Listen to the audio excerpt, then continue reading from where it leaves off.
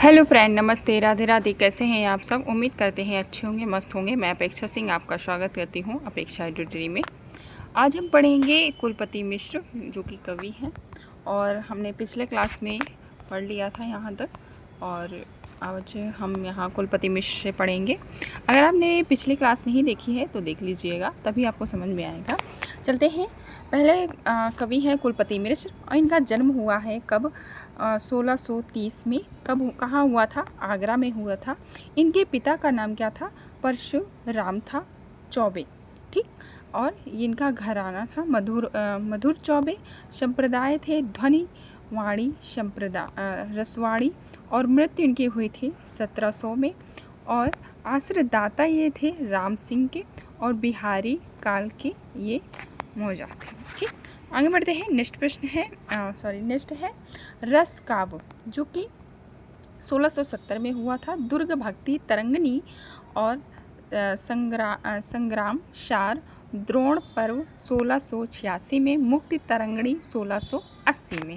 ठीक। और आगे बढ़ते हैं। नेक्स्ट लाइन है इनकी, एक रूप ही कार बहु जहाँ कहे कवि लोए, नयो रूप लाखिए मही अनविकृत है सोए। दूसरी पंक्ति है, रूप की रसी बाए तब कहारू कहाँ भयो, जो गुण सागर गयो, बधु अनेक भयो तो कहाँ रूप कहाँ भयो, जो अरि को आर दहो।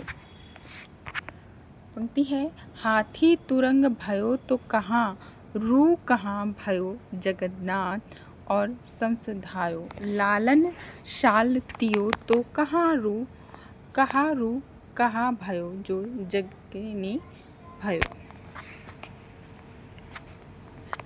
नेक्स्ट कवि है कुमार मणि। इनका जन्म हुआ था 1665 ईस्वी में, और संप्रदाय ध्वनि संप्रदाय आचार्य थे ये। और ग्रंथ है इनका रस रंजन, जो कि 1708 ईस्वी में हुआ था। और दूसरा ग्रंथ है 1719 में रसिक लाल और सर्वरस निरूपक। संप्रदाय संस्कृत आचार्यों द्वारा जो लोकोक्तियों को सूक्ति बनाई गई है, यही उसी का संग्रह है हिंदी में। दूसरा है सर्वसर्ग निरूपक, कहीं के नरेश के आश्रय में इसे लिखा गया था। इसके आश्रय में, नरेश के आश्रय में इसको लिखा गया था। नेक्स्ट है चिंतामणि 1609 ईस्वी में। आगे हमारे कवि हैं, नेक्स्ट कवि हैं देव, जो कि इनका जन्म हुआ था 1673 ईस्वी में हुआ था। और कुसमुरा इटावा में हुआ था, यूपी में, कानपुर के पास पड़ता है। 1767 में इनकी मृत्यु हुई थी। कुल घोसियारा ब्राह्मण थे ये, और संप्रदाय राधा बल्लभ हिंद तरंगिणी स्वामी थे। वादी सिंघारवादी थे, है ना। पूछते हैं देव कौन से वादी थे, तो सिंघारवादी थे। फिर ये आश्रयदाता थे कुलश सिंह के, आजम शाह के, अघोत सिंह के, और सुजान मणि के, अली अकबर खान के, मवानी दंत वैश्य के, और सेठ भोगी लाल जी के आश्रयदाता में ये रहे हैं। हो सकता है किस किस के आश्रय में रहे थे, तो आपको पता होना चाहिए। ग्रंथ है इनके भाव विलास, प्रथम था भवानी विलास, और जाति विलास, रस विलास, कुशल विलास। छठवां है इनका प्रेम तरंग, प्रेम चंद्रिका, देवचरित, कृष्णचरित और प्रबंध काव्य, देव शतक, देव माया प्रपंच नाटक ग्रंथ है। 11वां है राग रत्नाकर, और 12वां है काव्य रसायन। 13वां है सुख सागर तरंग, और 14 है अष्टयाम। 15वां है सुजान विनोद। नेक्स्ट है छल नामक 34वीं सोन भावदेव ने दिया था। ठीक।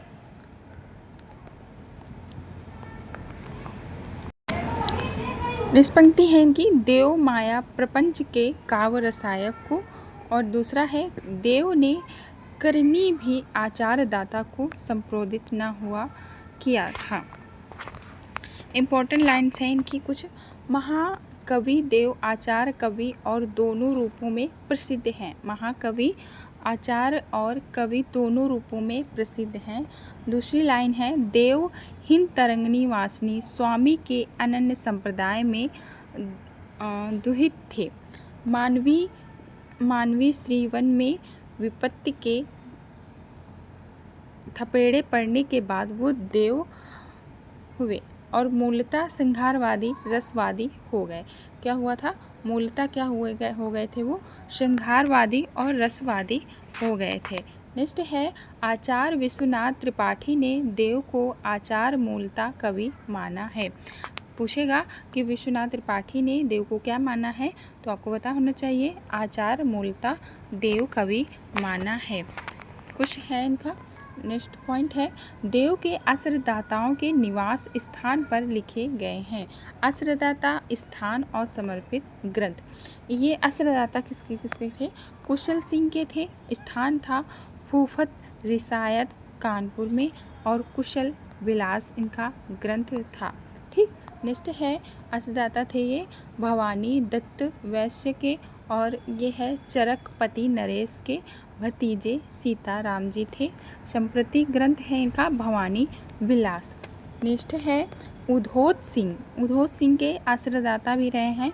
ये पड़ता है इटावा के डायरिया नरेश थे ये, और ये इनका संप्रति ग्रंथ है प्रेम चंद्रिका। नेक्स्ट है सुजान मणि, और जो कि दिल्ली के रसई में पड़ता है, और सुजान विनोद इनका ग्रंथ है। अली अकबर खां इनके आश्रयदाता पे रहे हैं, और पिहानी नरेश स्थान था, और सुख सागर तरंग इनका ग्रंथ था। ठीक। सेठ भोगी लाल और ये रस विलास नामक ग्रंथ को जात विलास में विशिष्ट करके संपादित किए थे। नेक्स्ट है बच्चन सिंह जो हैं रीतिकालीन कवि कविता के सौंदागार थे। बच्चन सिंह क्या थे? रीतिकालीन कवि कविता के सौंदागार थे। जबकि देव ने सुकवि को कविता का सौंदर्य कवि कहा है। देव ने क्या कहा है? सुकवि को सौंदर्य कवि कहा है। कठिन ग्रंथ का प्रेत आश्रय वेद के देव के लिखित 72 ग्रंथ बताए जाते हैं, बट वर्तमान में 15 ही उपलब्ध हैं। क्या है? मतलब इनके ग्रंथों को 72 बताया गया है, पर क्या है, वर्तमान में 15 ही उपलब्ध हैं। ठीक। आगे बढ़ते हैं। नेक्स्ट कह रहा है, शुक्ल ने देव द्वारा रचित 23 ग्रंथ का उल्लेख किया है। शुक्ल जी ने क्या किया है? इनके ग्रंथों को 23 ही बताया है। ठीक। अगर पूछेगा, प्रश्न में पूछ सकता है कि शुक्ल जी ने देव के ग्रंथों को कितना बताया है, तो 23 बताया है। नेक्स्ट पॉइंट कह रहा है, देव की प्रथम रचना कौन कौन सी है? भवानी विलास आजम शाह को सुनाया गया था। ठीक। नेक्स्ट पॉइंट कह रहा है, सुख सागर तरंग ग्रंथ अनेक ग्रंथों में संग्रहित का वित्रों का एक जगह संकलन है। फिर है नेक्स्ट है, ये अलंकार विषय ग्रंथ में था, और राग रत्नाकर ग्रंथ संगीत विषयक लक्षण होने के साथ साथ राग रागनिया के स्वरूप का वर्णन करता है। नेक्स्ट पॉइंट कह रहा है, अष्टयाम में दिन के 8 पहरों के बीच होने वाले नायक नायिका के विविध विलासों का वर्णन किया है।